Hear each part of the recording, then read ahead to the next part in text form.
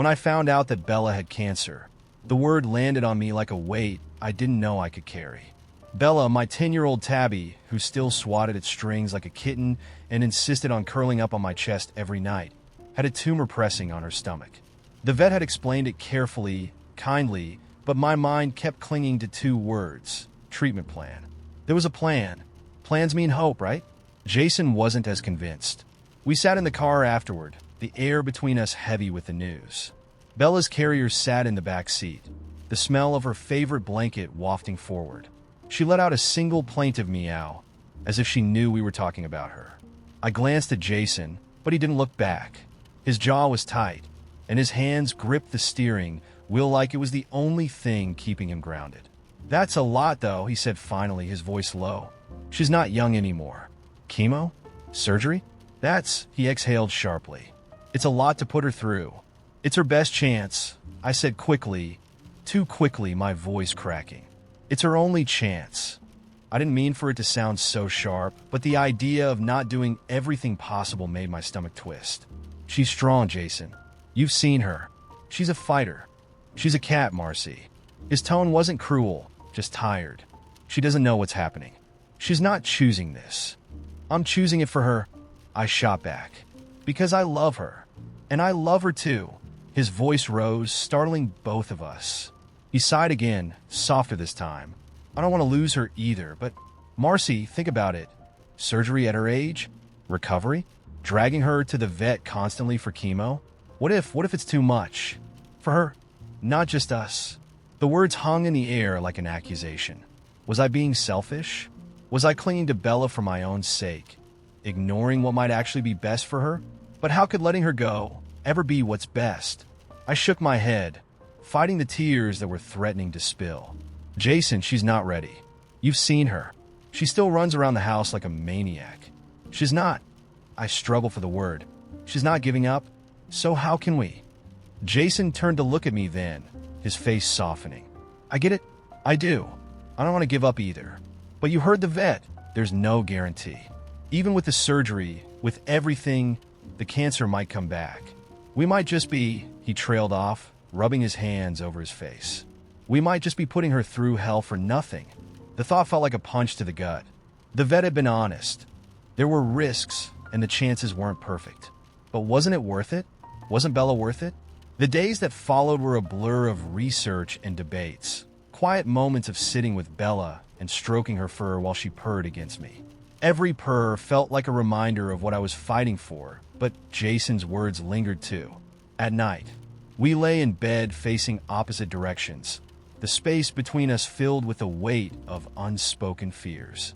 One evening, as we sat on the couch, Bella curled up between us. Jason finally broke the silence. "You know," he said, his voice soft, "when I was a kid, my dog Max got sick. Real sick. My parents decided to go all in, surgeries, meds, everything. I was glad at first. I thought, we're saving him." But he hesitated, his hand resting on Bella's back. "He was miserable, Marcy. He hated the vet visits, hated the meds. By the end, he barely recognized us. It was like we dragged it out for us, not him. And I can't do that again." I stared at him, stunned. He'd never told me that story before. "Jason, I didn't know." He shrugged, his eyes fixed on Bella. "It's not that I don't think she's worth it. She is. But sometimes," his voice cracked, "sometimes loving them means letting go." I swallowed hard, my throat burning. "And sometimes it means fighting for them," I whispered. "Jason, I hear you. I do. But Bella's not Max. She's still herself. She's still happy. I feel it. And I can't just give up on her." Jason didn't respond, but his shoulders slumped, and I saw the tears in his eyes. For the first time, I realized this wasn't just a difference of opinion. This was grief, raw and aching for both of us. We spent hours talking after that, going over every possible scenario. What if the surgery went wrong? What if the chemo didn't work? What if Bella's quality of life took a nosedive? But then again, what if it did work? What if she had another year, 2 years, even more of chasing strings and sunbathing and purring on our chests? In the end, we made a plan. The surgery first, then we'd take it step by step. If Bella seemed to be suffering, If she lost her spark, we'd have to reevaluate. It wasn't a perfect solution, there was no such thing, but it was the best we could do with the love and fear tangled up inside us. The night before the surgery, I sat with Bella on my lap, Jason beside me, his hand resting lightly on my knee. She purred, oblivious to the storm raging in our hearts. I kissed the top of her head and whispered, "You've got this, baby girl." But deep down, I wasn't sure who I was trying to reassure, her, Jason, or myself. Now, days later, Bella's still recovering, and every little milestone feels like a victory. A part of me wonders if we made the right choice, if I pushed too hard, if Jason gave in too easily. But when she lifts her head and purrs, even weakly, I can't help but believe we did the right thing. Or maybe I just need to believe it. AITA? It started with a casual conversation over coffee.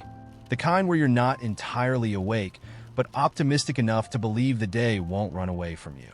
"We should do something big for Mom's birthday this year," I said, swirling my mug like it held all the brilliance of my idea.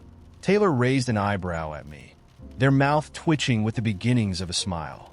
"Big? What are we talking? Skywriting her name? A flash mob in the living room?" "Don't tempt me," I shot back. "I mean like a proper surprise party. Balloons, catered food, everyone she loves crammed into one room yelling surprise when she walks in. You know she hasn't had a real celebration since, what, her 50th? Taylor leaned back in their chair, crossing their arms like they were ready to dismantle me with logic. "She hates crowds. She hates crowds she doesn't know," I corrected. "But her friends? Her church group? Everyone from book club? She loves them. Don't you think it'd be meaningful to have all those people celebrate her?" "Sure, but do you know what else she loves? Not having a panic attack in her own house," Taylor said, pointedly. "She'd much rather have just us, maybe the grandkids, and like a cake and tea on the porch. Something quiet." I blinked at them, confused. "Quiet? For a milestone birthday? That's not memorable. It's just Tuesday." "It's her Tuesday," Taylor countered. "You want her to have a good time, right? Not just be the star of a production you put on for everyone else." That stung, and they knew it. I leaned forward, trying not to sound defensive. "This isn't about me. It's about giving her something she'll remember, something she deserves. She's always talking about how she wishes she saw her old friends more often. This will be perfect." Taylor sighed and rubbed their temples like they were already tired of fighting about it. "You're making her sound like some social butterfly who's desperate for attention. She's not that person. She likes her routines, her small circle. If you spring 100 people on her, she'll be overwhelmed. She's turning 75, Taylor. It's not like we're going to have a lot more opportunities to go big. Don't you think she deserves one huge celebration? Something that shows how much she's loved?" Taylor leaned forward, eyes locked on mine. "And you don't think that can be done with just the people who mean the most to her?" It was like arguing in a funhouse mirror. Each of us convinced our reflection was the real thing. I got up to refill my coffee, mostly to buy myself time. "Okay," I said, trying to sound diplomatic. "What if we split the difference? We could invite like 20 people, her closest friends and family." "That's still a lot for her," Taylor replied. "And were you even thinking of hosting this thing? It's not like her house can hold a crowd, and she'd freak if she came home to it turned into Party Central." "I was thinking the community center," I said, bracing for the blowback. "It's neutral ground, easy parking, and we could decorate it however we want." Taylor laughed, but not in a good way. "So, you want her to walk into some generic rented space and be surrounded by a crowd she wasn't expecting?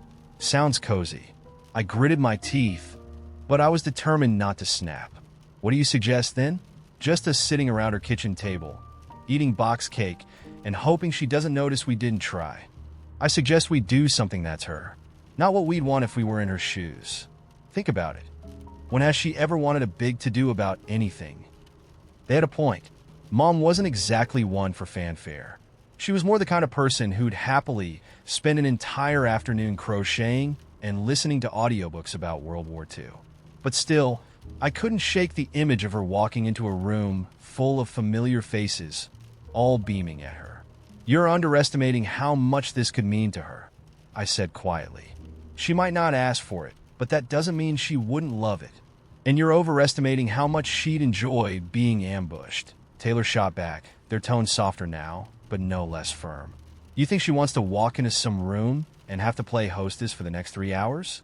That's not a gift. That's stress. For a second, we just stared at each other, locked in some weird, silent standoff. Finally, I threw up my hands. All right, fine.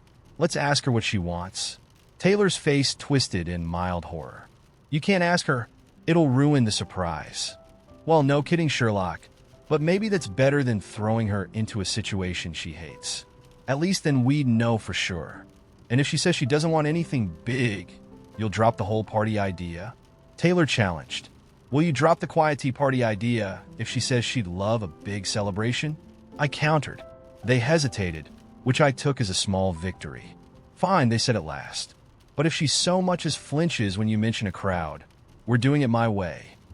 I agreed, though it felt like a reluctant truce more than a victory. Later that evening, I sat with Mom, trying to casually gauge her reaction. So, Mom, I said, keeping my tone light, if you could have anything for your birthday this year, what would it be? She looked up from her crocheting, her glasses perched low on her nose. Oh, I don't know, she said. Maybe just a nice dinner with you kids. Nothing fancy. I nodded, but inside, I couldn't help thinking about all the things she wasn't asking for, all the things she might secretly want but didn't know how to express. No big party or anything? I pressed. She smiled faintly. Oh, heavens no. That sounds exhausting. I'm too old for all that. Just something simple. You know me. I wanted to believe her, but a part of me still wondered if she'd say the same thing even if she secretly wanted more. Later, when I told Taylor what she'd said, they gave me a smug look that I wanted to wipe off their face. See, they said, told you. But as I sit here now, planning the intimate gathering Taylor insisted on, I can't shake the feeling that maybe we're playing it too safe. Maybe I was right, and she'd have been secretly thrilled to walk into a room full of love and laughter. Or maybe I'm just too stubborn to admit when I'm wrong. The laundry program at my university was my guilty pleasure. Sure, it was pricey, but between classes, clubs, and my internship, paying someone to handle that mundane task was a blessing. My friend, Ella, hated it, or more specifically, hated that I used it. Every time she saw my neatly packed laundry bag, she had a snide comment. Wow, still wasting money on that? Or is folding clothes too hard for you? At first, I brushed it off. Everyone has their quirks, right? But it started grating on me. I never asked her opinion. Yet every week, like clockwork, she had something to say. One afternoon, she visited my dorm, and there it was again. I can't believe people pay for that. It's ridiculous. Like, who even can afford it? Her tone wasn't just judgmental. It was accusatory. I snapped. Ella, maybe you think it's ridiculous because you're poor. I'm not, so I'll keep paying for it. Her face fell, and for a split second, I regretted my words. But the next moment, she was yelling at me about how rude and elitist I was. She stormed out before I could respond. The air in my dorm felt suffocating. Had I gone too far? Maybe. But wasn't I just being honest? If she didn't want her financial situation mentioned, why constantly highlight mine? I vented to a mutual friend later, but their reaction wasn't what I expected. You called her poor? Seriously? That's harsh. Harsh? I thought it was just stating a fact. They reminded me of Ella's struggles. Her single mom working 2 jobs, the scholarship she needed to attend our pricey university. I hadn't considered those things. I'd been too focused on how she made me feel. That evening, guilt started seeping in, but stubbornness kept me from reaching out. Over the next week, Ella avoided me. Mutual friends hinted she was still upset, and I started replaying the incident in my head. Maybe it wasn't just about the laundry. Maybe her comments stemmed from a deeper frustration. I mean, who knows what it's like to see classmates living comfortably while you're scraping by. But at the same time, her constant digs weren't fair. Wasn't there room for both of us to just exist? A few days later, I saw her at the coffee shop on campus. She didn't notice me at first, hunched over her laptop, furiously typing. I hesitated, latte in hand, before walking over. Hey, I started awkwardly. She looked up, her expression guarded. Look, I said, I'm sorry for what I said. It was out of line. She raised an eyebrow, but didn't say anything, so I continued. I felt like you were judging me, and I lashed out. but I shouldn't have said what I did. For a moment, she said nothing. Then, with a sigh, she leaned back. You really hurt me, you know. It's not like I enjoy struggling, but seeing you act so casual about money, it stings. And yeah, maybe I shouldn't have said all those things about the laundry program. I guess I was projecting. Her honesty hit me harder than her earlier anger. We talked for a while after that about money, privilege, and the weird dynamics that come with them. It wasn't perfect, but it was a start. Now, I still use the laundry program because honestly, I hate laundry. But I've stopped flaunting it, and Ella's stopped commenting. Sometimes we even joke about it. It's not like all our differences magically disappeared, but we're trying to understand each other better. And for now, that's enough. A couple of weeks ago, my cousin Eric came over for dinner. He's my favorite cousin. We grew up like siblings. Eric is a collector, though not in the stamps or coins kind of way. He collects niche stuff like vintage board games, quirky gadgets, and old video game consoles. His pride and joy is this ancient-looking Game Boy from the 80s, the first edition. He's talked about it so much over the years that it's become almost mythical in my head. He calls it the Grail, and he has this whole spiel about how it was a gift from his late dad, and how it's the first thing he ever bought a game for with his own allowance money. Eric's sentimental like that, always attaching stories to things. It's kind of his thing. Anyway, when Eric came over, he brought the Grail with him, tucked in this neat leather carrying case like it was a crown jewel. He said he'd just gotten it restored and wanted to show me how crisp the screen looked. I could tell he was jazzed about it, so I humored him, even though I didn't really see the appeal. It's a brick with buttons, but Eric has this way of getting you swept up in his enthusiasm. He booted it up and started playing Tetris, and even though I don't really care about retro games, I found myself watching over his shoulder, laughing as he cursed out the blocks when they didn't line up. It was fun, nostalgic even. He let me hold it for a bit, showed me the secret tricks for high scores, and then packed it up like it was a baby going back to its crib. When he left, he said, "One day, I'll teach you to beat my high score." Fast forward to last weekend. My roommate, Jonah, and I were hosting this low-key game night at our apartment. Jonah suggested it, and I thought it was a great idea, mostly because our group of friends hadn't done anything fun in a while. We dug out our board games and video games, and Jonah even borrowed his sister's Nintendo Switch to round out the setup. But as we were setting up, I remembered Eric's Game Boy. Wouldn't that be the ultimate showpiece? Everyone loves retro stuff. Plus, Jonah's girlfriend, Becca, is always going on about aesthetic vibes and how she loves old-school gaming. I figured it'd be a hit. I thought about calling Eric to ask if I could borrow it, but then I realized how annoying that conversation would be. He'd go on and on about how fragile it was, how special it was, blah, blah, blah. I didn't want to deal with the lecture, and honestly, it's not like I was going to keep it forever. I knew exactly where he kept it, on his bookshelf in that leather case. It wasn't locked up or hidden, so it couldn't have been that precious. I stopped by his place while he was at work, let myself in. I have a spare key from pet sitting for him once, grabbed the Game Boy, and left. No big deal. Game night was a hit. Becca practically swooned over the Game Boy, saying it was iconic and so authentic. Jonah's friends were impressed too, like I'd just unearthed the holy grail of gaming. I let everyone take turns playing Tetris, and it was honestly a blast watching people get so into it. At one point, someone suggested playing on the balcony because the view was Instagram-worthy, and I thought, why not? I mean, it's not like we were juggling it over the railing or anything. But then disaster struck. Becca was handing it back to me when she tripped over Jonah's beanbag chair. The Game Boy went flying. I watched it in slow motion as it hit the ground, bounced once, and landed on its screen with a sickening crunch. The room went dead silent. Becca was apologizing profusely, but all I could do was stare at the shattered screen, the jagged cracks splitting the display like a spiderweb. I tried to stay calm, telling myself it wasn't the end of the world. I just explained what happened to Eric and offered to pay for repairs. It's not like it was irreplaceable, right? Retro consoles are a whole market now. I'd seen similar ones on eBay for a couple $100. When I finally worked up the nerve to tell Eric, he completely flipped out. Like, full-blown meltdown. I called him and started with an apology, explaining how I'd borrowed the Grail for game night and how it got accidentally broken. I expected him to be annoyed, sure, but he was livid. He didn't even let me finish before launching into this rant about how I'd betrayed his trust and disrespected his dad's memory. I tried to tell him I'd pay to fix it or replace it, but that just made him angrier. "You think you can replace something my dad gave me?" he yelled. "Do you even understand what you've done? I don't get it. Yes, it's sentimental, but it's still just a Game Boy. It's not like I sold it or pawned it off for cash. I only borrowed it for one night, and it's not like I intentionally broke it. Becca's the one who dropped it, not me. And accidents happen. Eric's acting like I burned down his childhood home or something.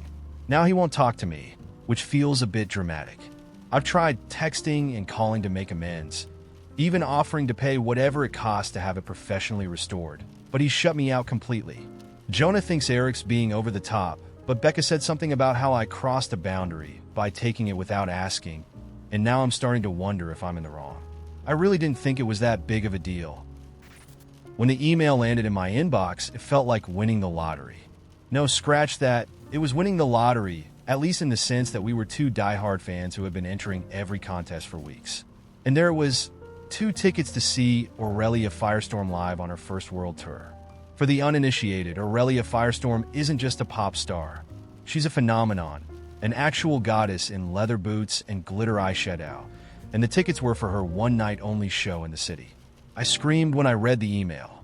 Alex, my partner and the only person who loves her as much as I do, screamed louder when I told them. It wasn't until the next day, as we were making plans, that the cracks in our perfect excitement started to show. We should get there at I said, already mentally mapping out the best time to line up outside the arena. The doors open at 6, but if we're early, we can get right up to the barricade. Plus, you know how fun it is to hang out with the other fans. Alex looked up from their phone, eyebrows raised. 4? You're joking, right? That's 2 hours of standing around for no reason. We have assigned seats, babe. The view isn't going to change if we stroll in at 7:30. I blinked at them like they'd just insulted my mother. Assigned seats? Sure, technically, but you don't go to an Aurelia concert just to sit. It's about the energy, the vibe, the pre-show chants. If we're early, we can grab merch before the good stuff sells out, and stand in a massive line with people screaming song lyrics in my ear for 2 hours. Alex finished for me. I love Aurelia, but I don't need to be trampled by teenagers to prove it. We'll still get the full experience if we come later. Plus, I don't want to spend all night exhausted from standing around before it even starts. I could feel my excitement dimming, just a little. It wasn't that I didn't understand their point. Alex wasn't big on crowds, and the noise could get overwhelming for them. I'd seen them go stiff and quiet in packed spaces before, clinging to their headphones like a lifeline. But this wasn't just any event. It was Aurelia Firestorm. You don't show up late to a once-in-a-lifetime experience like that. We went back and forth about it over the next few days, each of us trying to keep the peace while also digging in our heels. I suggested leaving at 5 instead of 4, and Alex countered with 6:30. They brought up the parking nightmare we'd face if we arrived too early, while I argued that later would mean being stuck in the kind of traffic jam that turns sane people into honking lunatics. I offered to grab food for the line so we wouldn't be hungry. They pointed out that I'd be dragging them out in the cold to eat a soggy sandwich on the sidewalk. By the time concert day arrived, we'd settled on what I can only describe as an uneasy truce. We left the house at 5:30, later than I'd wanted but earlier than Alex had, and the drive to the arena was tense in that polite, quiet way that comes when you're both trying not to poke the bear. I gripped the wheel like it owed me money, while Alex scrolled through their phone, looking up Aurelia trivia as if we hadn't memorized her entire Wikipedia page years ago. When we got there, the line was already snaking halfway around the block. I shot Alex a pointed look as I parked, but they just shrugged. See? We're fine. This isn't even that bad. We found our place in line, and I tried to let go of the frustration. It wasn't easy. Everywhere around me, people were buzzing with that pre-concert excitement I loved so much, shouting about their favorite songs and trading predictions about the set list. But Alex stayed quiet, fidgeting with the zipper on their jacket and wincing whenever someone shrieked too loudly. I wanted to tell them to loosen up, to stop acting like they'd been dragged here against their will. But I bit my tongue. By the time we finally got inside, I was practically vibrating with anticipation. We grabbed merch. I snagged a limited edition tour hoodie while Alex opted for a keychain. and made our way to our seats. They were great, just as Alex had promised, with a perfect view of the stage. But as the opening act started, I couldn't shake the feeling that something was missing. Alex seemed fine, tapping their foot along to the music and nodding politely when I leaned over to gush about the set design. But I couldn't help noticing the way they kept checking their watch, like they were counting down the minutes until it was over. Meanwhile, I was still replaying the missed chance to be closer to the stage, to be part of the pulsing crowd I'd dreamed about since we won the tickets. When Aurelia finally came on, it was magic. Of course it was. Her voice was flawless, her stage presence magnetic, and for those 2 hours, I forgot all about the tension. Alex even loosened up, singing along to the encore and smiling at me like we'd never argued. But on the way home, the unease crept back in. "You had fun, right?" I asked, trying to sound casual. "Yeah," Alex said quickly, maybe a little too quickly. "Didn't you?" "Of course," I said, because it was true. But I couldn't help feeling like I'd missed something, or maybe like we'd both missed something in trying so hard to make it work for the other person. Now I can't stop wondering, was I being selfish for wanting the full experience, even if it wasn't Alex's idea of fun? Or was Alex the selfish one for prioritizing their comfort over my excitement? We both got what we wanted, technically, but it still feels like neither of us really did. AITA? It started with a Facebook event notification.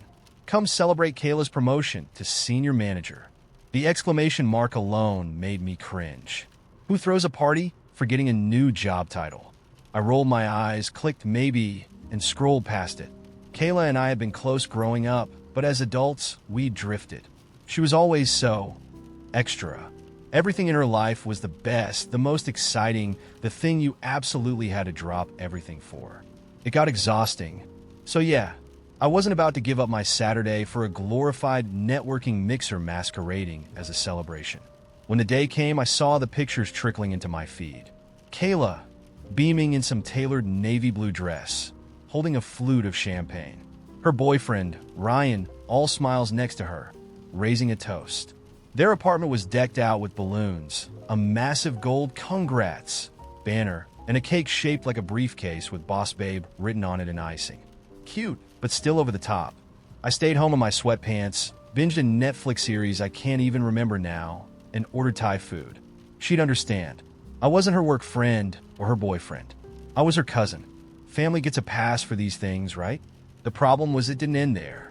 A few days later, Kayla posted a long, heartfelt message on Instagram about how much it meant to her that people showed up to celebrate her milestone. She tagged everyone who came, gushing about their support and saying how it made her feel loved. I felt a slight pang of guilt, but brushed it off. It wasn't like she'd noticed my absence. She had 20 people in that room. My presence wasn't that important. Besides, I wasn't sure I even had it in me to fake enthusiasm for a cake-cutting ceremony over an updated LinkedIn title. 2 weeks later, I got the first hint that maybe I'd miscalculated. My mom called me, her voice tight. "Have you spoken to Kayla recently?" I said, "No, why?" "She's upset with you. You didn't go to her promotion party, and I think she expected at least a call or a card." My gut clenched. A card? Mom, people don't even send those anymore. My mom sighed like she was trying not to lose her temper. "It wasn't about a card. It's about effort. Kayla's always supported you. She went to your college graduation. She sent you flowers when you got that big project at work." I winced. She had. Kayla loved stuff like that, grand gestures. But that was her. I didn't operate the same way. "I just didn't think it was a big deal," I said defensively. My mom sighed again. "Well, she does. You should fix it." I thought about texting Kayla, but decided against it. If she wanted to hash it out, she could call me. It wasn't my job to manage her feelings. That's what I told myself anyway. But things got awkward fast. At our next family dinner, Kayla barely spoke to me. When I tried to make a joke about Ryan's inability to cook, she gave me a tight-lipped smile and went back to her plate. By dessert, it was clear she was pissed. I finally pulled her aside in the kitchen. "Okay, what's going on? Are you mad at me?" She stared at me for a long moment, her arms crossed. "Are you seriously asking me that?" Her voice was calm, which somehow made it worse. "Kayla, I didn't think missing your party was that big a deal. You had like 20 people there." She blinked, then laughed, this short, sharp sound that felt like a slap. Yeah, and you weren't one of them. You're my cousin. I've always shown up for you. Every recital, every birthday, every dumb thing you thought was important. But when it's my turn, you can't even bother to send a text." Her voice cracked, and I felt a wave of shame that I didn't know what to do with. "I just didn't think it mattered that much to you," I said weakly. She shook her head, her eyes bright with tears she clearly didn't want to shed. "It mattered to me. That's the point. You didn't even ask." I stammered something about being busy, about how I thought she'd understand. She just nodded like she was done with the conversation. "Got it. You don't think I'm worth the effort." Message received. Then she walked out of the kitchen. The rest of the night was unbearable. Every time I tried to catch her eye, she looked past me. I've been thinking about it ever since. I still don't know if I'm the bad guy here. I mean, it was just a party. She got her promotion whether or not I was there. But maybe I underestimated how much it meant to her, or overestimated how much being family automatically excuses. When I first got the offer, I didn't think twice before accepting it. A senior design role at a firm I'd admired for years, a decent salary bump, and the chance to live in Seattle, a city I'd dreamed of calling home ever since I saw my first photo of its misty, pine-covered skyline. It all seemed like the culmination of years of hard work. I called my sister Anna the same night, ready to gush about the opportunity. She'd always been my go-to for big news. She answered halfway through the first ring. "What's up? You sound like you're vibrating through the phone." I laughed, too giddy to bother with small talk. "I got it, Anna. The job in Seattle. I'm moving." My voice practically bounced off the walls. There was silence on the other end, a pause so long it felt like the call had dropped. Finally, Anna said, "Seattle? Like 1,500 miles away, Seattle." "Yeah," I said, undeterred. "Isn't it incredible?" For a moment, her tone stayed neutral. "Yeah, incredible," she repeated. But I could hear something clipped in the way she said it. "I mean, you've been talking about it forever, so congrats, I guess." Her voice caught, and I wondered if she was trying to cover up tears. Anna and I had been inseparable growing up. Our parents' divorce had split us between houses, but we always found ways to meet in the middle, even if it meant riding bikes for miles or sneaking out late at night to see each other. Now, as adults, we lived 10 minutes apart in Sunday dinners at her place. Her 2 kids scrambling around the living room, her husband grilling in the backyard, were the center of my week. She was my person, the way some people talk about best friends or soulmates. But in that moment, I realized I might have underestimated just how much my leaving would matter. "You're upset," I said carefully. "I get it, but—" "No," she interrupted, her voice sharper now. "I'm not upset. It's your life. You're allowed to make your choices. I guess I thought we'd always be close. Literally close, not like video chat close." "Anna," I started, but she kept going. "It's just you're their favorite aunt, you know? The kids run to the door every time you come over. They'll miss you so much." "I'll miss you." Her voice cracked, and I felt my stomach knot. "I'll visit," I said quickly, though it felt like a weak offering. "And you guys can visit me. Seattle's amazing. So much to do, so many parks for the kids." "Stop," she said, a hint of irritation seeping into her sadness. "You're acting like I don't get it." "I do. This is huge for you. It's just—" She trailed off, then sighed deeply. "It feels like you're leaving us behind." That hit harder than I expected. I'd always thought of myself as someone who prioritized family. The idea that she thought I could just abandon them stung. "That's not fair," I said, more defensively than I intended. "I'm not leaving you behind, Anna. I've been here my whole life. I need to do this for me, for my career, my future." "I know you do," she said softly. "But your future doesn't have to mean our past stops mattering." For days after that call, I couldn't stop replaying her words. They clung to me during work meetings, on the drive home, even as I packed up my apartment. Part of me wanted to dig in my heels, to insist that I had every right to pursue my dream without guilt. But another part, the part that knew every one of her favorite comfort foods and which lullabies she sang to her kids, felt like I was abandoning a piece of myself. A week later, I went over to her house. The kids tackled me at the door like usual, and Anna greeted me with a strained smile. We sat at the kitchen table after dinner, the kids asleep upstairs, and finally talked. "I've been thinking about what you said," I began. She raised an eyebrow, but didn't interrupt. And I want you to know I get it. This is hard for you. And honestly, it's hard for me too. You're my best friend, Anna. Leaving isn't easy for me, even if it's what I want. She nodded slowly, her hands wrapped around her mug. I know you're not doing it to hurt me, but you have to understand, this is a big change. For me, for the kids, for all of us. And I don't want to lose you, I said. But I also don't want to stay and wonder what if. Her face softened. I don't want you to wonder that either. I guess I just need to know we'll still be okay. That this doesn't mean we're drifting apart. It doesn't, I said firmly. We'll make it work. Visits, calls, whatever it takes. I'll even fly back for every stupid barbecue if I have to. I grinned, trying to lighten the mood. She smiled, though her eyes stayed watery. You'd better, or I'll show up unannounced with the kids and make you regret everything. We laughed, and the tension between us seemed to ease a little. Still, as I drove home that night, I couldn't shake the lingering doubt. Was I being selfish? Would our relationship survive the distance? Would I? So here I am, boxes packed, ticket booked, and this ache in my chest that won't go away. I want this move so badly, it feels like a piece of my soul depends on it. But I also hate that my happiness comes at the cost of hers. I can't fix it. I can't promise it won't hurt. But I also can't stay. When my sister Laura called me crying 3 weeks ago, I knew I had to do something. She'd just been through a brutal breakup with her fiancé, Ben. After 5 years together, they'd been planning a wedding, building a life. Then, out of nowhere, he tells her he's not ready, packs his things, and leaves. She was devastated. Laura isn't the type to cry easily, so hearing her sobbing on the phone broke my heart. I told her I'd be there for her, no matter what. And I meant it. Laura's always been into art. Painting, sketching, sculpting. She says it's her way of processing emotions.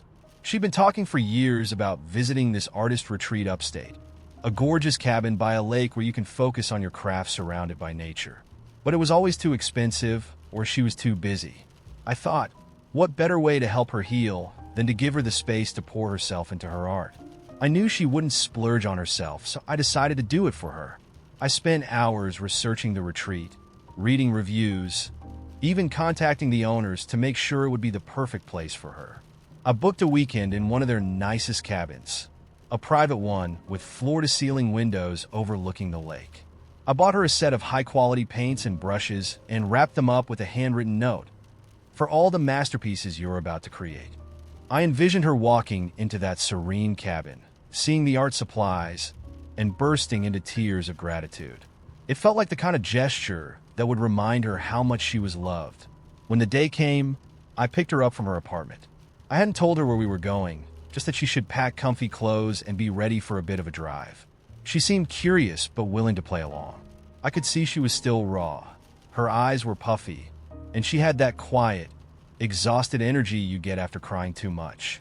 I tried to keep the mood light, chatting about random stuff and playing her favorite songs in the car. After 2 hours, we pulled up to the retreat. She looked out the window, confused. "What is this?" she asked. I grinned. "It's a surprise. You'll see." I grabbed her bags and led her to the cabin. She followed, looking skeptical, but not saying much.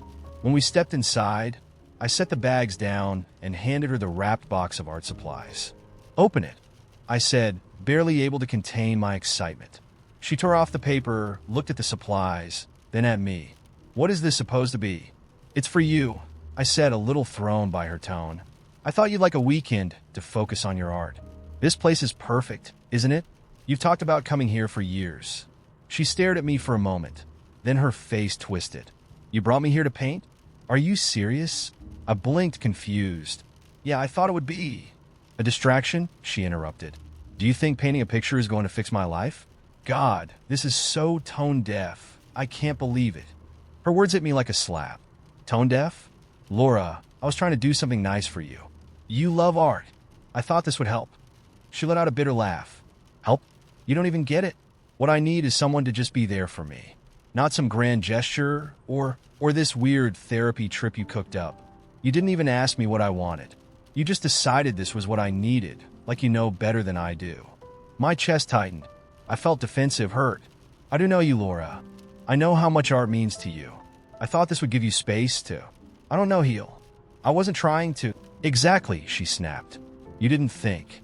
You didn't think about how it would feel for me to be dumped and then dragged off to some random cabin. You didn't think about whether I'd want to be alone right now or if this is what I need. You just did what you thought was best. I could feel my face burning. I wanted to yell, to tell her she was being ungrateful, but I bit my tongue. I was trying to help, I said quietly. I thought I was doing something good for you. Well, you didn't, she shot back. I feel worse now than I did before. We stood there in silence, the air between us heavy and tense. She shoved the art supplies back into the box, muttering something under her breath I couldn't catch. I wanted to scream, cry, shake her and make her see how much effort I'd put into this, how much I cared. But instead, I just nodded. Fine, let's go home. The drive back was miserable. She stared out the window, arms crossed, while I gripped the steering wheel so hard my knuckles turned white. Every time I tried to start a conversation, she gave me one-word answers until I gave up. By the time I dropped her off, I felt like the worst sister in the world. I tried so hard to be there for her, to do something meaningful, and it had completely backfired. Now I'm sitting here replaying everything in my head. Maybe she's right. Maybe I should have asked what she needed instead of assuming. But I also feel like she's being unfair. I didn't drag her off to a random cabin. I brought her to a place she'd dreamed of going. I wasn't trying to fix her problems. I just wanted to give her a little light in the middle of all the darkness. I thought I was doing something good. I thought I was being thoughtful, supportive. Instead, I made her feel worse. And now I'm left wondering, AITA? Last summer, we planned what was supposed to be the perfect family beach trip. By we, I mean my siblings, their spouses, and our parents. A rare alignment of everyone's schedules had made this a monumental occasion. Group chats were buzzing with suggestions. Destin? Myrtle Beach? Maybe the Outer Banks? We eventually settled on Hilton Head, a middle ground for everyone. Now, I like Hilton Head just fine. It's pleasant, but it's, well, kind of boring. At least for me. I'm more of a city break person.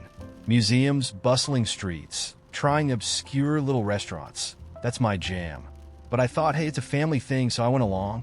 Until about 2 weeks before the trip, when I happened to stumble on an article about Savannah. A charming, historic city just a short drive from Hilton Head. It had everything I loved: art galleries, ghost tours, quirky bars. It lit a little spark in me, and I had a thought. Why stick to the original plan? I wasn't trying to wreck the whole vacation. I swear, my logic was simple. Savannah was only about an hour away. It wasn't like I was proposing a last-minute flight to another continent. Plus, I figured if everyone gave it a shot, they'd thank me later. The problem was how to bring it up without endless back-and-forth arguments. Everyone was so stuck on the beach plan. So, I just quietly shifted the Airbnb booking. It was still a large house, plenty of space for everyone. It even had a pool, so in my mind, it wasn't that different. I'd let them know when we arrived. The first hiccup came when we were carpooling down. Mom kept asking why the directions didn't seem to match what she'd saved. Oh, I found a place just outside Hilton Head. I explained, deliberately vague. She raised an eyebrow, but didn't press. The real fireworks started when we pulled up in front of the Savannah house. A stunning Victorian with ivy creeping up the front porch. I thought it looked magical, like something from a movie. My sister, on the other hand, was less enchanted. "What is this?" she asked, arms crossed as her kids scrambled out of the car. "It's the Airbnb," I said, trying to sound cheerful. "Look at it. So much character, right?" Her jaw dropped. "This is not Hilton Head." "Well, technically it's near Hilton Head," I hedged. Plus, I thought it'd be fun to switch it up. You know, mix in a little culture. Savannah has so much to offer. Ghost tours, great food. It's like a win-win. To me, this explanation seemed entirely reasonable. Apparently, no one else agreed. My brother-in-law muttered something under his breath about not asking anyone, while my dad let out one of those long sighs that carries more disappointment than words ever could. My mom just stood there with her purse clutched to her chest, blinking in stunned silence. "I don't get why you're all so upset," I said, trying to smooth things over. "It's still a great place for a family trip. We'll do all the same stuff we would have done at Hilton Head. There's even a pool." "We didn't come here for a pool," my sister snapped. "We came for the beach." You remember the beach, right? The thing we talked about for months? Savannah isn't even close to the beach, my brother chimed in. What were you thinking? Well, it's like an hour's drive, I offered weakly. And I mean, the beaches here are smaller, but they're just as nice. Plus, there's so much more to do in the city. Mom finally found her voice. The point was to have a relaxing week. Together. At the beach. Not traipsing around a city with traffic and crowds. At this point, I realized my attempts to spin the situation weren't landing. I tried another tactic. Doubling down. Okay, but isn't this better in the long run? Everyone always does the same boring beach trips. This is unique. It's memorable. And honestly, you'll probably love it if you just give it a chance. My sister shook her head, laughing bitterly. You didn't think to ask anyone if they wanted memorable. You just decided for all of us. Well, someone had to make an executive decision, I said, regretting the words as soon as they came out. It's not like I was trying to ruin anything. I just thought. You thought about yourself. My brother cut in, not about what the rest of us wanted. At this point, I was getting defensive. Oh, come on. Everyone's acting like I dragged you to the middle of the desert or something. It's Savannah. It's beautiful. And okay, so the location is different, but we're still together. Isn't that what matters? No, my sister shot back, voice rising. What matters is that we made a plan as a family, and you decided your opinion was more important than the rest of ours. And you didn't even have the decency to tell us until we got here. It wasn't like I didn't understand their frustration. I just didn't think it was that big of a deal. Plans change all the time, right? And it's not like I booked a dump. This place was gorgeous. Frankly, I thought everyone was being melodramatic. But the rest of the day was icy. They barely spoke to me, and when they did, it was clipped and curt. My sister announced she was driving the kids to Hilton Head the next day, since that's what we actually agreed on. I told her that was ridiculous, wasting time and gas, but she ignored me. The others eventually followed her lead, and I spent most of the week wandering Savannah solo, a little bitter, but mostly confused. Even now, I don't entirely get it. Sure, I could have given them more notice, but it's not like I was trying to sabotage anyone. I just thought I was improving the plan. I don't play the lottery. Not really. The most I'll do is toss a couple of bucks at a scratcher now and then, but even that's more for the fleeting thrill than any real hope of winning. But a couple of weeks ago, the Powerball hit one of those absurdly high numbers you only see on the news. $638 million or something like that. It was everywhere, on billboards, in my social feed, even my co-workers were buzzing about it. So, on a whim, I bought a single ticket. Just one. I threw it into my bag and didn't think about it again until I saw the numbers being drawn on TV while waiting for my coffee the next morning. One by one, the numbers matched. My heart started pounding harder and harder with each one. By the time the last number was called, my hands were shaking so badly I nearly dropped my phone trying to check the ticket again. I won. Well, I won a share, a smaller jackpot from multiple winners, but $58 million after taxes is still an obscene amount of money to someone whose idea of luxury is ordering takeout twice in 1 week. I didn't even scream or anything.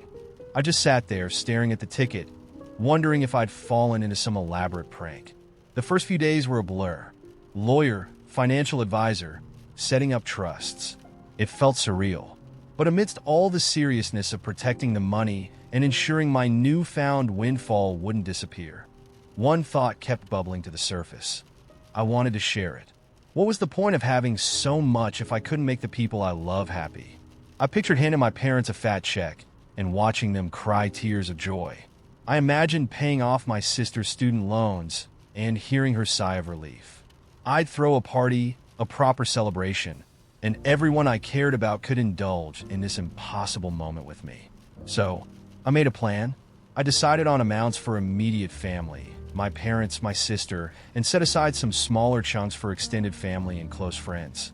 I didn't want to go overboard and ruin anyone's life with too much money, but I wanted them to feel like they mattered. For my parents, I gave $500,000 outright and set up a fund for their retirement. My sister got $200,000 to clear her debts and help with a down payment on a house. For my closest friends, I set aside $50,000 each and planned a trip for all of us to celebrate somewhere fabulous.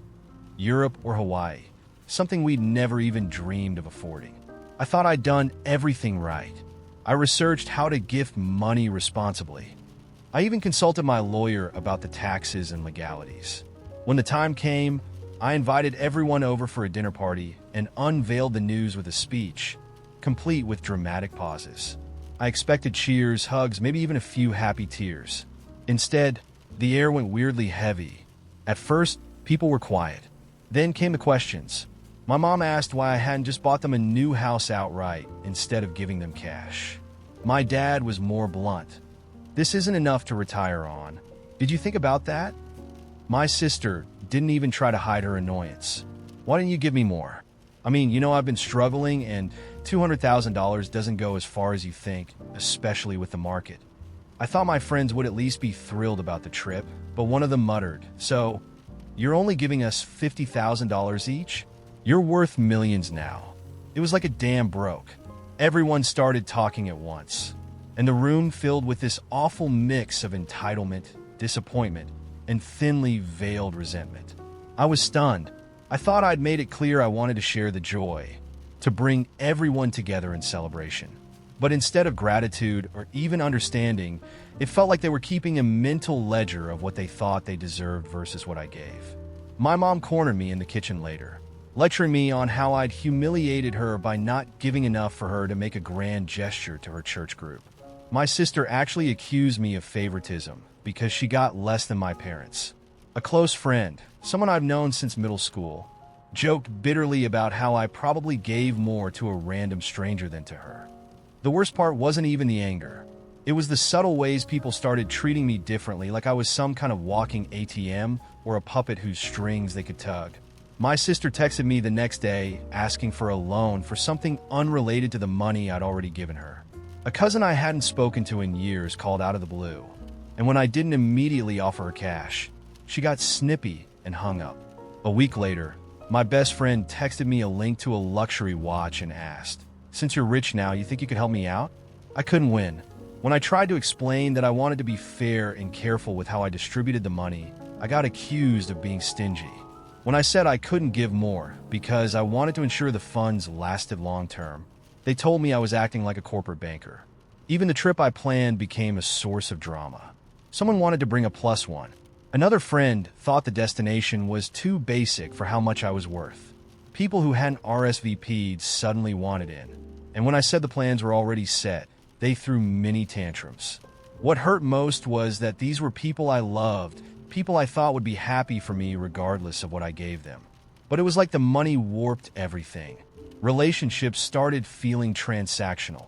Every conversation tinged with an unspoken, "What's in it for me?" I found myself pulling back, scared that anything I said or did would feed into this ugly dynamic. I stopped answering my sister's calls after the third time. She hinted she could use a little extra for her wedding. I canceled the trip altogether because I couldn't stomach the idea of spending a week being subtly guilt-tripped in paradise. I wanted to bring people together to celebrate something amazing, but instead, I feel lonelier than ever. It's not that I regret sharing the money. I just wish I'd known how much it would change the way people saw me, or maybe how it would reveal how they already did. So now I'm sitting here, second-guessing every choice I made, wondering if I was too naive, too idealistic, too something. Last Saturday started with a frantic energy, the kind where you know something special is brewing, but don't want to tip your hand too early. I've been planning for weeks. The reservations at La Finestra, our favorite restaurant, were confirmed. The staff was primed to bring out a dessert with sparklers at the end, and I even managed to snag a bottle of the wine we first shared on our trip to Napa last year. This wasn't just any dinner. It was a celebration of us. Our anniversary, our bond, our shared quirks that made us fit like puzzle pieces. I spent the morning ironing my outfit, rehearsing my casual lines to coax them out of the house on time. It wasn't easy hiding the reservation from them, especially when I had to downplay every "what's the plan for the weekend?" with a vague "oh, just something small." That morning, though, they were strangely chipper, almost giddy. I figured they were just in a good mood, not suspecting that they'd be on the receiving end of a perfectly curated evening. We both underestimated each other. Around noon, while I was trying to figure out how to smuggle the gift I'd wrapped into the car without arousing suspicion, They sauntered in, face flushed with excitement. "I've got a surprise for you," they announced, clutching a picnic basket that looked straight out of a Hallmark movie. My heart sank just a little, not because I wasn't touched, but because I realized the evening might not go as planned. I tried to sound enthusiastic. "A surprise? What kind of surprise?" My voice cracked just a bit, but they didn't notice. "A picnic," they said, practically bouncing on their toes. "But not just any picnic. There's this perfect spot I found by the lake. I even booked a photographer to take pictures of us at sunset. You're always saying we don't have enough nice photos together, so voila." They did a little flourish with their hands like a magician revealing their final trick. It was sweet, so sweet, but my brain was racing.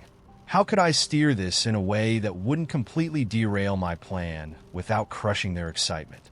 I smiled, even as my insides churned. "Wow, that's really thoughtful. When were you thinking of doing this?" They beamed. "Oh, tonight? I know you always love getting dressed up for dinner. So I thought we could wear something nice and make it feel extra special." "Tonight." I repeated the word like a parrot, already calculating the odds of somehow merging these two wildly different ideas into one coherent evening. Spoiler, the odds were grim. "Well, this is funny." I started laughing nervously, because I also planned a surprise for tonight. Their face froze for a second, the kind of pause where someone's trying to process conflicting data. "A surprise?" they asked, tilting their head. "For me?" "Yes," I said, exhaling. "I booked us a table at La Finestra for dinner. The whole thing, our favorite table, dessert with sparklers, the works." I gestured vaguely, as if describing a dinner reservation required elaborate hand movements. "I just thought, it'd be nice to celebrate somewhere we love." For a few seconds, neither of us said anything. Their enthusiasm dimmed just a little, replaced by what I could only describe as a quiet panic. "Oh," they said softly, looking down at the picnic basket. "I guess I didn't think you'd plan something. You're usually the one who lets me take the lead on stuff like this." That stung more than I wanted to admit, but I pushed the feeling aside. "I know, but this time I wanted to do something special for you. For us." My voice cracked again, but I powered through. "It's not a competition or anything. We just both had the same idea at the same time, which is kind of sweet, right?" They nodded, but their smile didn't fully return. "I just wanted to do something you'd really enjoy," they said quietly. "The photos, the sunset, I even picked foods I know you like. I thought it'd be memorable. And I wanted to take you to your favorite restaurant," I said, trying not to sound defensive, "where you can eat that ridiculous truffle pasta you love so much."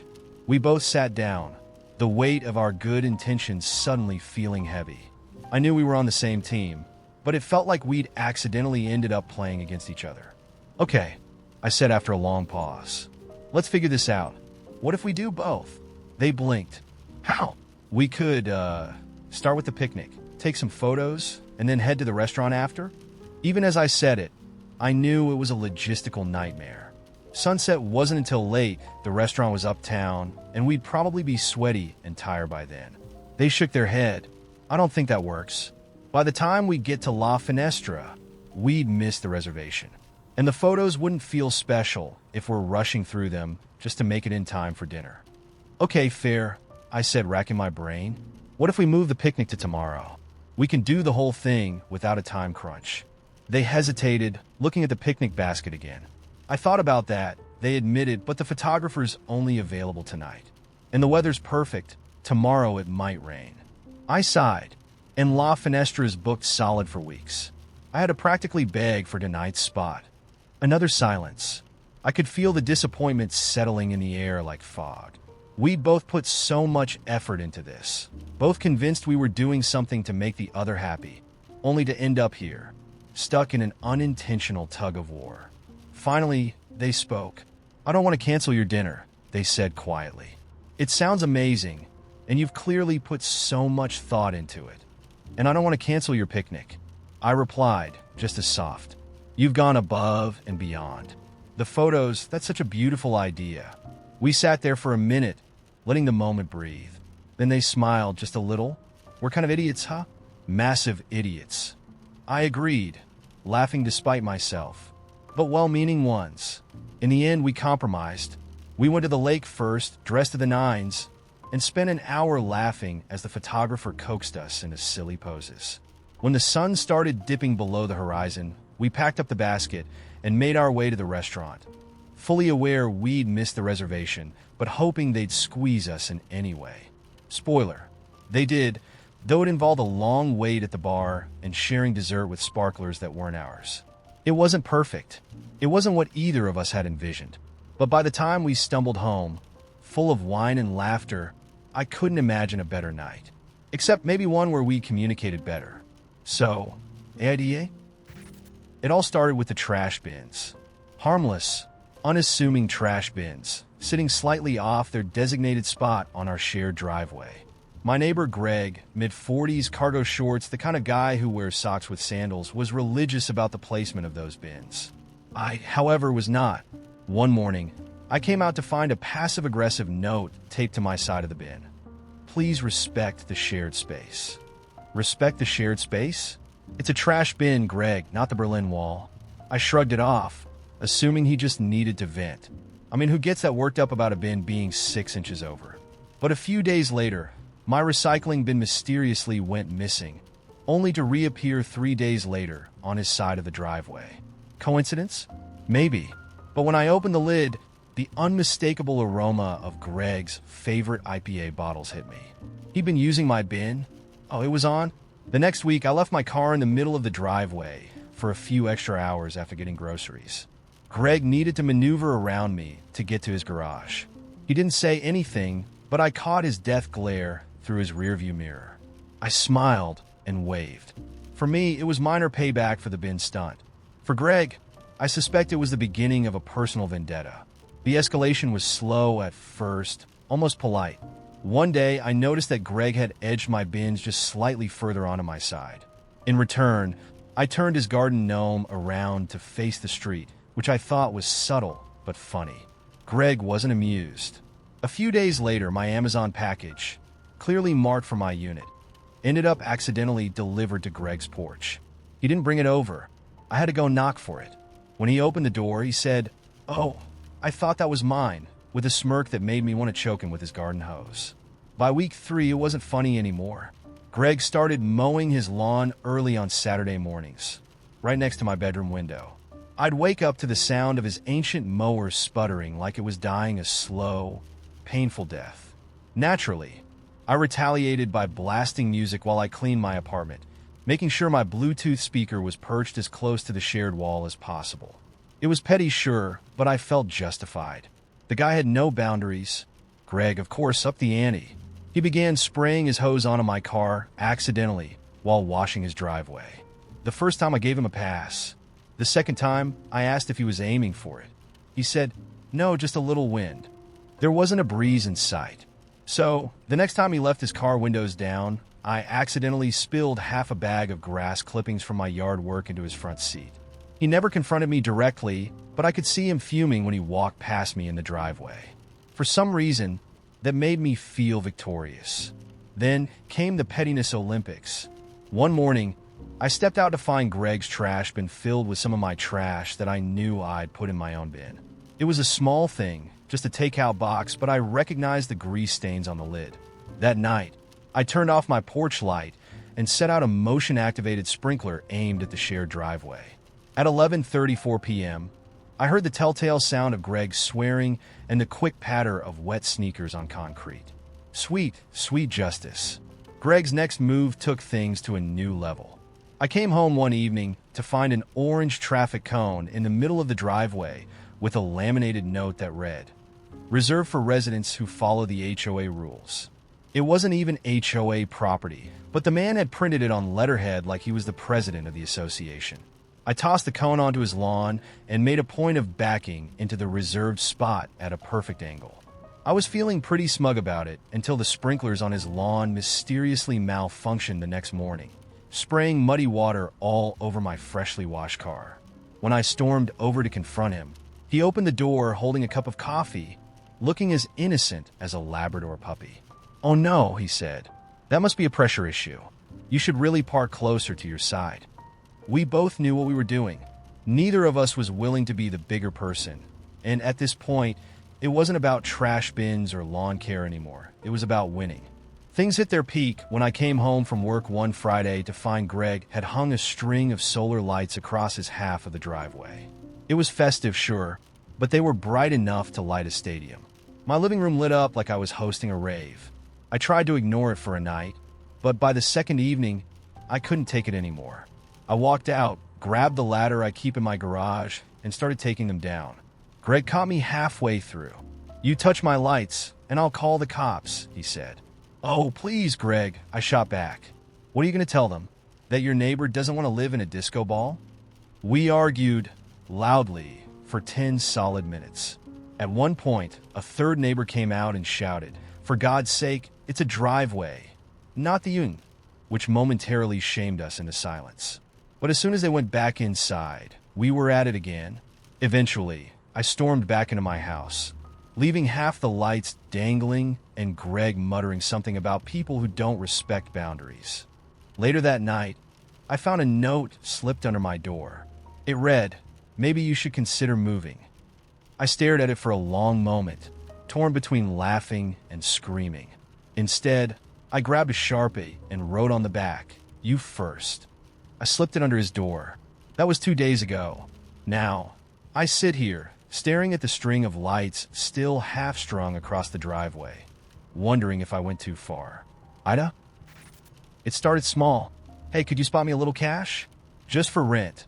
Marcus had asked one night as we sat on my couch, half a pizza between us and an empty beer bottle rolling near his feet. I didn't even hesitate. Marcus and I had been friends since college. He was the kind of guy who'd give you the shirt off his back if you needed it, even if it meant he'd freeze. Besides, I had the money to spare. "Of course, man. Just pay me back when you can," I said, handing over my phone so he could Venmo himself the $500. Weeks passed, then months. I'd see him at the bar, buying rounds like he was a Rockefeller. Once I caught him posting on Instagram from a steakhouse, some perfectly marbled ribeye surrounded by truffle fries and a whiskey neat. I laughed it off at first. Maybe he forgot, I told myself, even as a little ember of irritation sparked in my chest. Rent money wasn't beer money, and I've been taught to treat loans like a handshake deal. But I gave Marcus the benefit of the doubt. I always had. The first time I brought it up, I made a joke out of it. "Hey man, speaking of rent, any chance I could get my $500 back before I end up sleeping on your couch?" Marcus grinned, clapped me on the back, and said, "Oh dude, you know I got you. Things are just tight right now, but soon. Promise." I nodded. "Tight, huh? Must not be that tight if you can afford top-shelf liquor." The second time I brought it up, we were out at brunch. He'd just ordered the most expensive thing on the menu, some absurd crab Benedict thing, and I couldn't stop myself. "Wow, that looks good," I said, leaning over the table. "Hope you're saving some of that paycheck for your debts, though."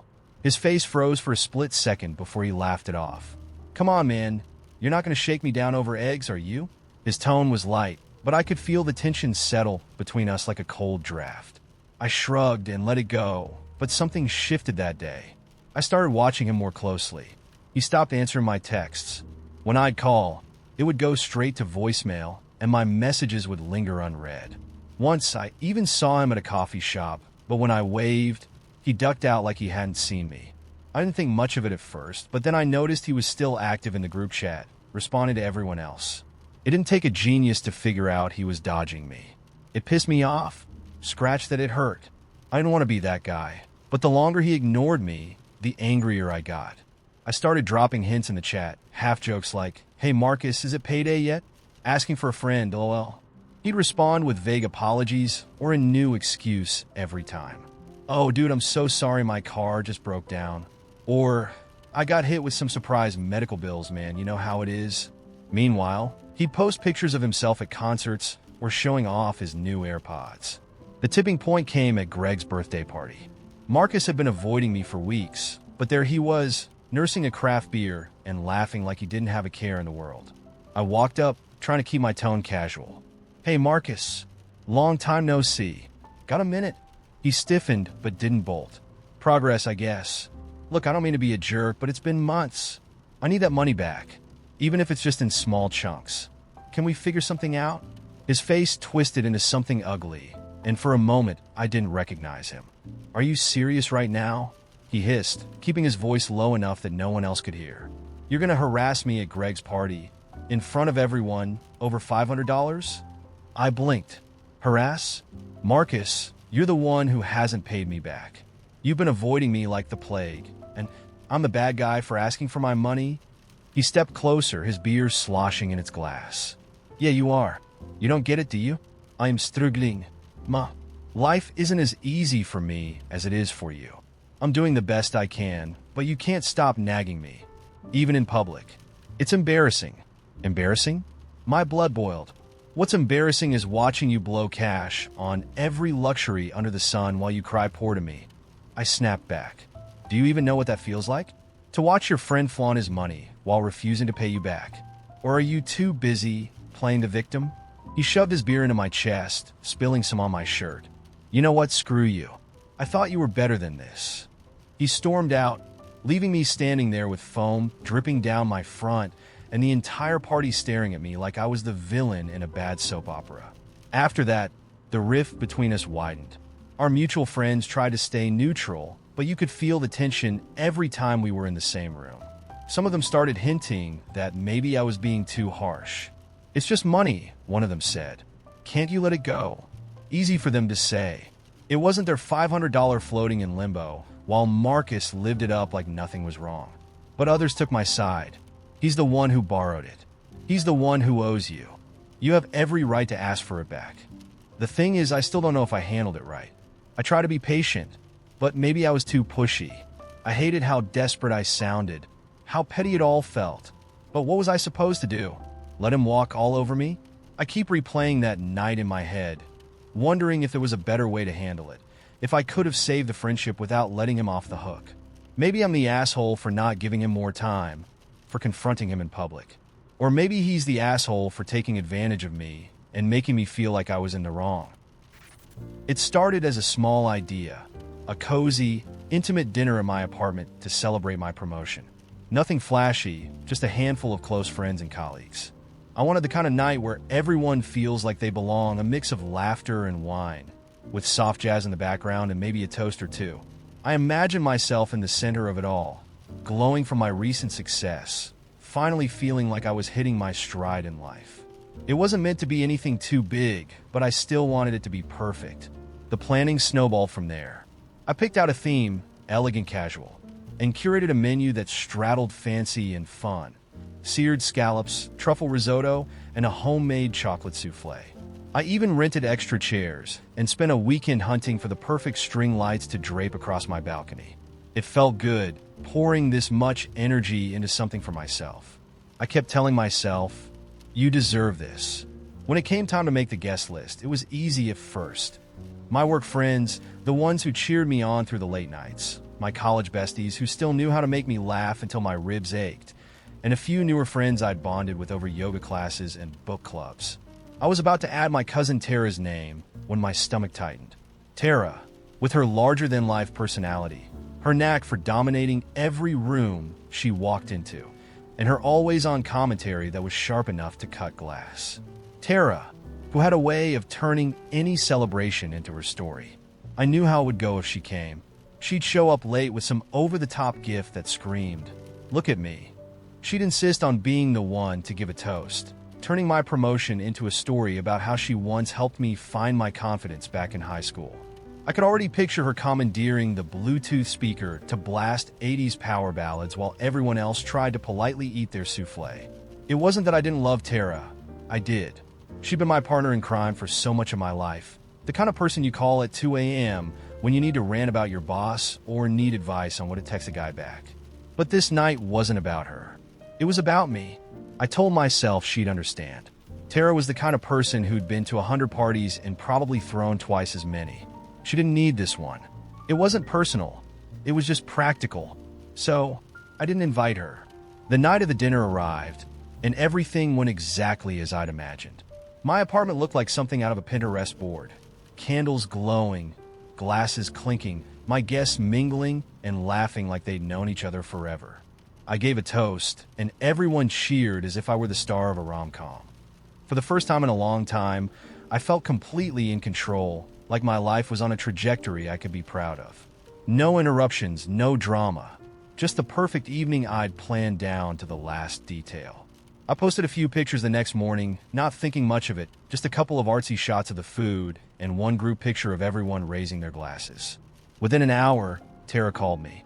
At first, I thought she was joking. "Wow," she said, her voice dripping with sarcasm. "Looks like you had quite the night." Funny though, I don't remember getting an invite. I started to stammer something about how it was a small gathering, how I hadn't invited everyone. But Tara wasn't buying it. Everyone? Really? Because it sure looks like you invited everyone who mattered. Except apparently me. Her words hit me like a slap, but I stayed calm. I explained that the dinner was meant to be low-key and that I'd thought she might not enjoy something so structured. I even tried to compliment her, saying she's such a dynamic person that she tends to be the life of any party, and I wanted this one to be more subdued. "You mean you didn't want me to outshine you?" she shot back. "God forbid someone else gets a little attention on your big night." Her voice cracked on the last word, and that's when I realized she wasn't just angry, she was hurt.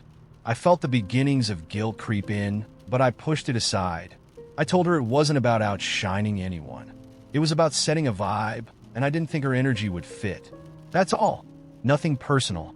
"I figured you'd understand," I said, trying to sound gentle. "You know how you can be sometimes." That was the wrong thing to say. "How I can be?" she repeated, her tone icy now. "Do you even hear yourself? I have shown up for every single milestone in your life. I was at your graduation, your birthday parties, even that awful karaoke thing you threw last year. But when it's your turn to celebrate, suddenly I'm too much for you?" I tried to explain again, but she wasn't listening anymore. She hung up on me mid-sentence. I spent the rest of the day replaying the conversation in my head, trying to convince myself that I hadn't done anything wrong. My dinner had been perfect, exactly the way I wanted it. Wouldn't inviting Tara have jeopardized that? Was I supposed to risk my one special night just to avoid hurting her feelings? I knew she'd get over it eventually. Tara wasn't one to hold a grudge. But the more I thought about it, the more a small voice inside me whispered, was she right? Now I'm left wondering if I was selfish or just realistic. I set boundaries and stuck to them, didn't I? Still, I can't shake the look on her face when she said, "I thought I mattered to you." Living with Beth was supposed to be easy. She's an introvert who loves cats and bakes cookies for fun, while I'm an extrovert who doesn't mind doing the heavy lifting around the apartment. We were supposed to balance each other out like one of those roommate matches made in heaven posts you read about online. At first we did. I'd wash the dishes, she'd organize the pantry. I'd vacuum, she'd take out the trash. We didn't even need a chore chart because we both just did things. It worked until it didn't. It started small, the way these things always do.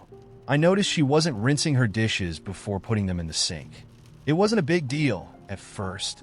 Everyone has an off week, I told myself. But then the off week stretched into two. I started finding crusty bowls with dried oatmeal welded to the sides and half-full coffee mugs sprouting little fuzzy ecosystems. I let it slide because I didn't want to come across as some uptight cleaning tyrant. Besides, she had a stressful job. She's probably just tired. I reasoned as I scraped hardened egg yolk off a plate that had clearly been abandoned for days.